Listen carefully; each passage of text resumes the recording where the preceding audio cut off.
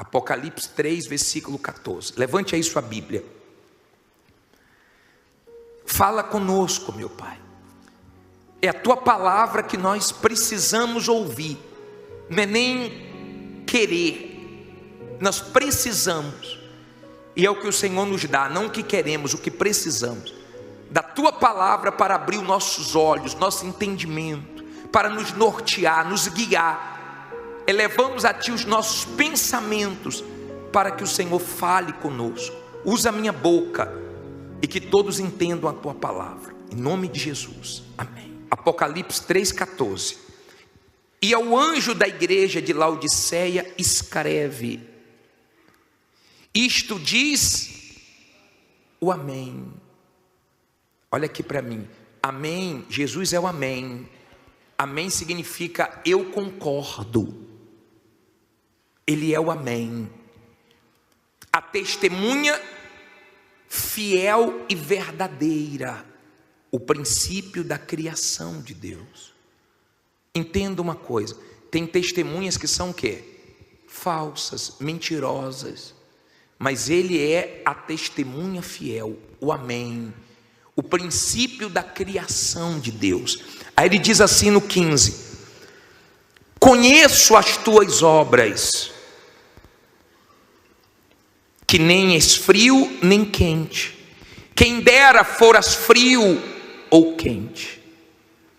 Olha para mim, por favor. Jesus chegou trazendo o diagnóstico daquela igreja. O importante não é o que as pessoas acham de você, os elogios que as pessoas fazem para você. O importante é o que você é diante de Deus. Diante de Deus. Entenda, ele conhece o que o bispo, o pastor, o que ninguém conhece, a condição espiritual de cada um. E ele falou: ó, não és frio, nem és quente. Esse é o pior estado espiritual de uma pessoa, porque ela já conheceu o que era ser fria, e ela já conheceu o que era ser quente, e agora está sendo morna. Entenda isso. Jesus usava muito o que acontecia na cidade. Essa cidade de Laodiceia era uma cidade muito rica na Ásia. Essa cidade de Laodiceia recebia água de 2 cidades, e a água chegava morna. Você toma água morna? Não. Tudo quente, você tem cuidado. Quando a panela está quente, o prato está quente, você toma todo o cuidado e avisa: cuidado, o prato está quente, cuidado, a comida está muito quente. Porque ninguém brinca com o que está quente, ninguém brinca com fogo. O diabo não toca enquanto você está quente. Mas manter a temperatura quente, nem todo mundo consegue. Muita gente já foi quente, já foi de oração, já foi de comunhão, de amarrar o diabo, de não aceitar as coisas do diabo. Então era uma igreja indefinida. Diga, indefinida. E Jesus não gosta disso. Jesus gosta de definição. Jesus gosta de definição. Ou uma coisa ou outra, não coluna do meio. E essa igreja não era nem uma coisa nem outra. E ele trouxe esse diagnóstico da igreja. É igual o médico. O médico ele pede exames porque ele quer dar o remédio certo. Ele quer curar o paciente. A maior alegria de um médico é quando ele tem um resultado positivo. E aí ele comemora a vitória, né? Ele se alegra. A maior tristeza é quando a pessoa morre. Mas eles tentam de tudo para poder salvar. Jesus também. Mesmo essa igreja sendo uma igreja morna, ele estava tentando. Eu vou te mostrar uma coisa interessante aqui. Diz assim: assim porque és morno e não és frio nem quente, o que é que ele diz aí? Vomitar-te-ei da minha boca. Olha para mim, por favor. Pesado ou não é?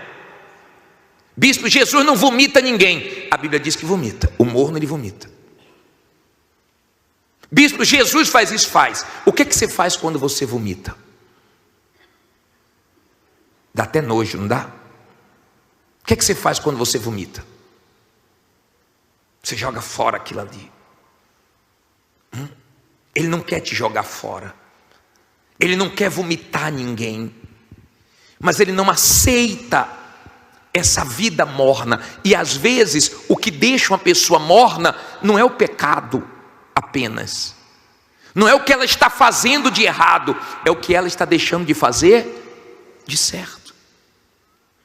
Porque tem gente que deixou de fazer o que não era para deixar de fazer. Tem gente que hoje não jejua mais, não ora mais, não busca mais, não sacrifica mais.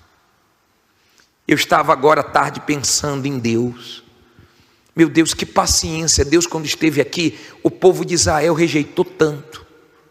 O Deus Pai se manifestando. Quando Jesus veio, também foi rejeitado.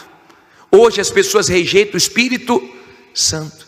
Jesus é a última oportunidade para a humanidade. E o Espírito Santo, ele está fazendo o papel dele final. Porque o Deus Pai fez o papel dele, o Deus Filho fez o papel dele nesse mundo, e o Espírito Santo está fazendo o papel dele. Não tem a quarta pessoa. Não tem. É a terceira pessoa da Trindade, o Espírito Santo, que é Deus. Que tudo que ele faz, ele não faz apontando para ele, ele faz apontando para Jesus, o Salvador. A última oportunidade do ser humano. O Espírito Santo coloca os holofotes em Jesus. Ele mostra Jesus, é Ele que revela Jesus, é Ele que convence o pecador do pecado, é o Espírito Santo que faz essa obra. O Espírito de Deus que faz essa obra, mas sempre apontando para o Senhor Jesus. E Jesus, por que Jesus jogou pesado com essa igreja? Por que, bispo? Porque essa igreja estava perdida. Essa igreja era bem economicamente. Essa igreja, aos olhos da sociedade, estava ótima.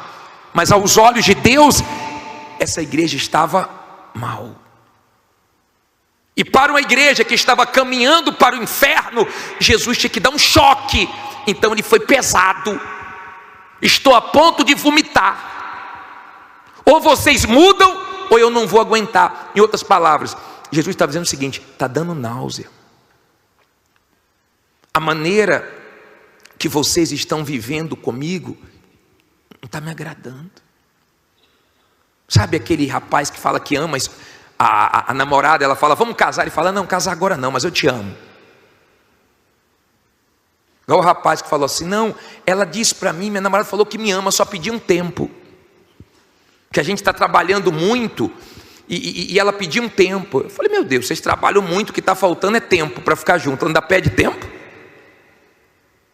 Você acredita que ela te ama mesmo? Quem ama quer tempo?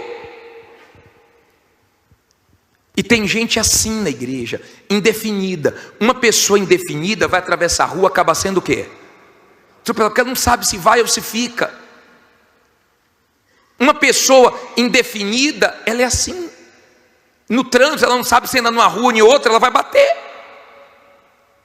Com Deus tem que haver definição. O que te abençoa é definição. Eu quero Deus, acabou.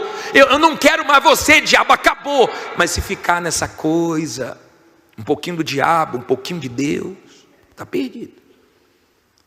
Gente que vem na igreja quer Deus, lá fora quer o diabo. Assim você não vai sair do lugar. Assim você vai acabar sendo vomitado. Ele disse, eu não estou aguentando, está me enjoando. Está me fazendo mal. Porque vocês estão com um pé dentro, um pé fora. A maneira que vocês estão agindo não está bom para mim. Eles deveriam ter sido quentes na dor. Mas a coisa deve ter melhorado, e devido à situação ter melhorado, eles começaram a relaxar espiritualmente. Escute isso. Eu sempre falo que os desviados de hoje foram os relaxados de ontem. Os relaxados de hoje vão ser os desviados de amanhã. Não relaxe com a sua vida espiritual. Bispo, eu estou muito bem economicamente, graças a Deus. Mas a hora que você começar a valorizar mais isso do que a presença de Deus, está perdido. Essa igreja era rica e tinha 3 riquezas nessa cidade. Olha o que diz aqui, ó. Parei no versículo 17. Olha o que essa igreja falava: como dizes, rico sou e estou enriquecido, e de nada tenho falta.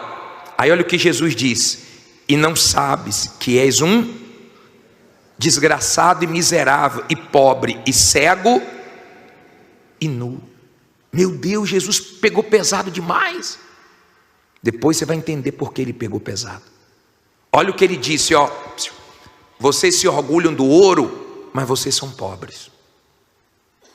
Eles se orgulhavam do tecido, porque lá era uma cidade muito rica nos tecidos. Vocês estão nus. As pessoas iam para lá fazer o tratamento das vistas, porque lá era bem avançado nisso, tinha os melhores colírios lá. Ele disse: vocês são cegos. Aí Jesus dá conselhos. Olha o conselho dele, ó. Versículo 18. Seria bom você seguir esse conselho. Aconselho-te que de mim compres ouro provado no fogo, para que te enriqueças, e roupas brancas para que te vistas, e não apareça a vergonha da tua nudez, e que unjas os teus olhos com colírio, para que vejas. Olha para mim, por favor. Deixa eu explicar isso aqui para você. Jesus começa a apresentar o que eles precisavam como se ele estivesse vendendo. E qual é o preço, bispo? O preço é a entrega, é o sacrifício. Esse é o preço. Não é dinheiro, porque o dinheiro não compra o que Deus oferece. O dinheiro não compra. Ele disse: olha, compre de mim ouro. Em outras palavras, eu quero ser a sua riqueza. Eu quero ser o seu tesouro, não esse ouro que perece. Eu quero ser a sua riqueza. Quando a presença de Deus é a sua riqueza, você valoriza a quarta-feira, você valoriza o domingo, você valoriza buscar o Espírito Santo, você valoriza mais do que tudo. As outras coisas têm menos valor. Tudo é comum, é igual a igreja primitiva. Tudo era comum para eles, mas Jesus era especial. Tudo era comum, Jesus era diferente. Amém? Jesus era tudo para ele. Ele disse: vestes brancas. Quer dizer, as vestes estão sujas, vocês não estão percebendo. Olha o que ele disse, ó: para que não seja vista a sua vergonha. Lembra quando Adão e Eva pecaram? Veio o quê? A vergonha. Então eles tentaram cobrir com folhas, só que a folha murcha. E Deus matou um cordeiro, que simbolizava Jesus, para poder cobrir eles. Por isso que eles ficaram se escondendo. Quando eles pecaram, o que é que eles fizeram? Todos os dias, não tinha relógio. Então Deus aparecia na viração do dia. Você deve olhar para o céu, quando está naquele horário assim da tarde, né, no pôr do sol. Parece que o céu está chamando a gente, né? Parece que o céu está falando, né, assim? Quando você olha e vê aquele céu bonito, aquele entardecer bonito, você chama a atenção de quem está do seu lado. Olha que céu lindo, olha que visual lindo. As pessoas pegam logo a máquina para quê? Para tirar foto. É o céu falando com o ser humano. É Deus chamando: olha para mim, eu existo. Isso acontecia todo dia no entardecer. Ele não tinha relógio, só que ele se baseava que Deus ia aparecer naquele momento em que o céu estava lindo, na viração do dia. Era a hora que Deus vinha falar, então eles iam ouvir Deus naquele lugar. Só que quando eles pecaram, a vergonha foi grande. Ao invés de ficar naquele lugar, eles foram se esconder aonde? Atrás da árvore. Aí Deus perguntou: onde é que vocês estão, meu Deus? Deus sabia. Deus estava querendo que eles enxergassem aonde o pecado levou eles. A vergonha que o pecado traz. Porque o diabo trabalha assim: pode pecar, pode fazer escondido, mas depois o próprio diabo é que revela. para você ser envergonhado, porque o pecado envergonha, humilha. Você já deve ter visto pessoas, meu Deus, que foram tão usadas por Deus, mas um pecado acabou com a vida dela. Ele diz: colírio, a fim de que vejas. Eu quero que você enxergue. Deus quer que você enxergue.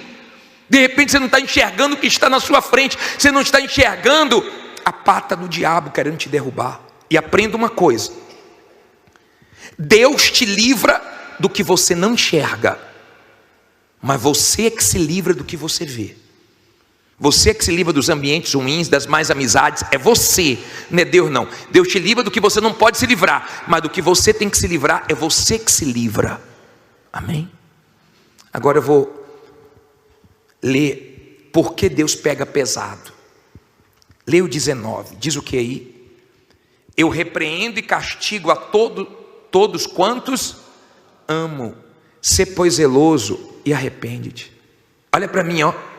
Deus está dizendo o seguinte: eu estou pegando pesado porque eu não quero te perder. Eu estou pegando pesado porque eu quero te salvar. Eu estou pegando pesado porque eu te amo.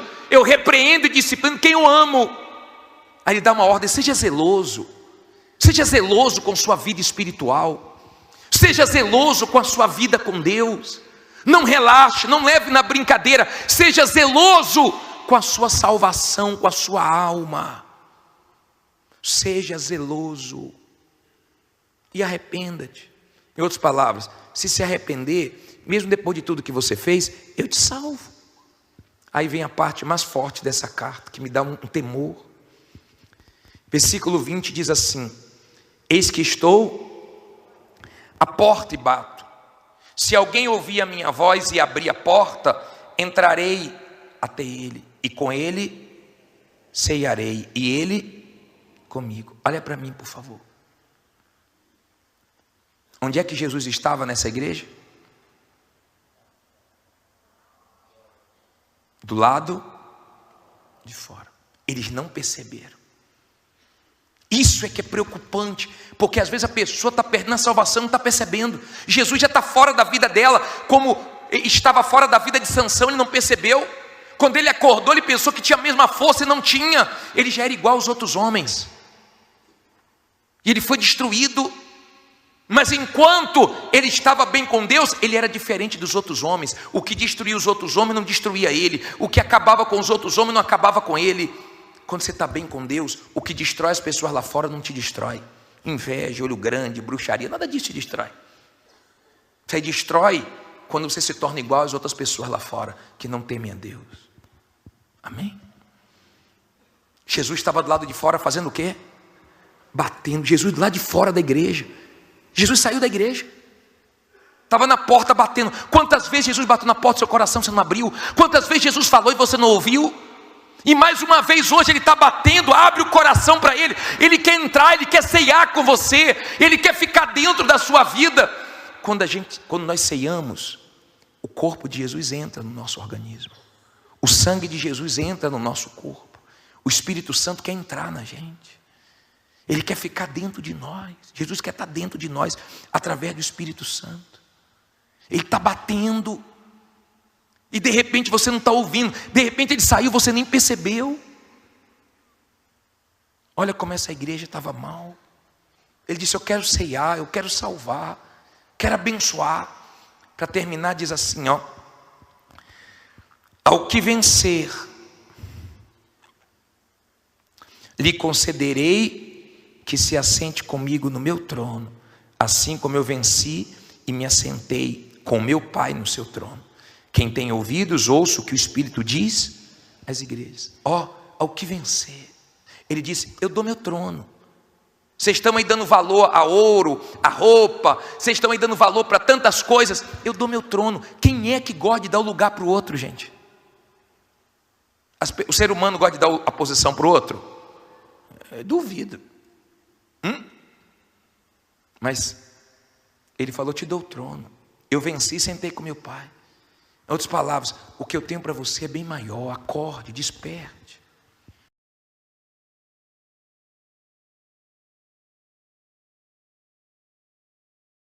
Preste atenção no que eu vou te dizer agora. Tem gente que acha que Deus se esqueceu dela porque está passando pela luta. Mas eu vim aqui hoje como profeta de Deus te dizer, não é o fim, é um processo. O Senhor está te moldando. No meio da tempestade está forjando em você um caráter aprovado, uma fé verdadeira. Você não pode se afastar da presença de Deus só porque as coisas ficaram difíceis. Não, é agora que você precisa se firmar mais ainda. A tua luta é grande, mas a tua vitória vai ser maior. Não perca o foco. Não ouça a voz do inimigo que tenta te fazer parar. Lembre-se, o diabo não ataca quem está parado. Ele persegue quem está avançando. Deus está contigo. E se ele está contigo, não tem demônio, não tem inveja, não tem circunstância que possa te parar. O céu te respalda. Levante a cabeça, continue orando, continue jejuando, continue buscando. A tua resposta já está a caminho. Deus não te chamou para viver caído. Ele te chamou para ser luz, para ser sal, para ser instrumento dele nessa geração. Então levanta, porque quem te chamou foi o Senhor dos Exércitos, e ele não falha.